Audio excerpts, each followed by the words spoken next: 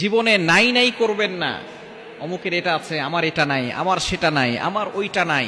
কিছু মানুষ আছে শুধু অভিযোগ করে যে আল্লাহ আমাকে এটা দিল না, আল্লাহ আমাকে এইটা দিল না, আল্লাহ ওকে এইটা দিল। এরকম অভিযোগ আপনি করবেন না। যতটুকু আছে অল্পে তুষ্ট থাকেন, বলেন আলহামদুলিল্লাহ, আল্লাহ আমাকে যা দিয়েছেন আলহামদুলিল্লাহ।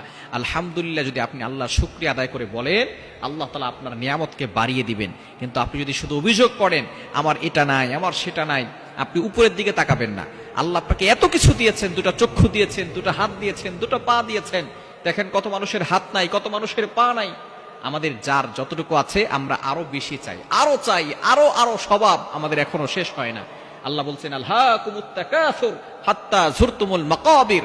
তোমাদের এই চাই চাই স্বভাব, খাই খাই স্বভাব যতক্ষণ পর্যন্ত মাটি দ্বারা তোমাদের পেট না ভরবে ততক্ষণ পর্যন্ত শেষ হবে না।